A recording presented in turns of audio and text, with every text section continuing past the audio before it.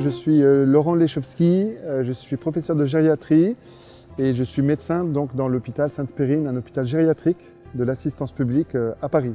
Je suis chef d'unité fonctionnelle, donc j'avais une équipe médicale, une équipe paramédicale et on avait vocation à accueillir à la fois les patients hospitalisés via les urgences avec une infection Covid et puis les malades qui ont été contaminés dans le service.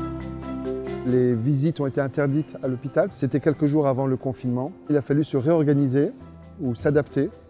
Et c'était un travail dans le quotidien et on avait à la fois tous les jours une nouvelle supplémentaire liée à la crise, qu'on pourrait qualifier de mauvaise nouvelle supplémentaire, un nouveau facteur de désorganisation. Et puis à la fois, on était invité à créer quelque chose de nouveau, à innover, à nous adapter.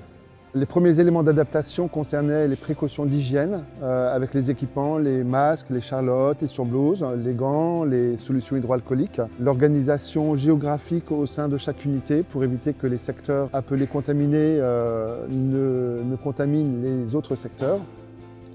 Il a fallu également organiser la prévention des infections chez le personnel. Il a fallu s'adapter dans la durée aussi, parce qu'on ne savait pas du tout combien de temps ça allait durer. On espérait tous secrètement que ça dure quelques jours, 1 ou 2 semaines, mais évidemment très vite on s'est aperçu que ça pourrait durer des mois. Très vite on s'est aperçu qu'on ne pourrait pas faire face en nombre. La province est venue nous aider, mais ça a été efficient que quelques semaines après le début du confinement. On a répondu oui à l'offre des étudiants de nos UFR qui se sont mobilisés spontanément, qui ont offert leur service. Je crois que c'est autour de 70 étudiants qui sont venus nous renforcer à l'hôpital, dont une 50aine d'étudiants de médecine. Finalement, ils ont navigué entre deux, à la fois en bravant la consigne de rester confinés et puis en écoutant leur cœur de soignants, très vraisemblablement, pour venir nous aider. Et donc on a organisé leur arrivée, leur accueil. On a beaucoup appris par eux, ils ont semble-t-il beaucoup appris aussi par la situation et côtoyer les professionnels.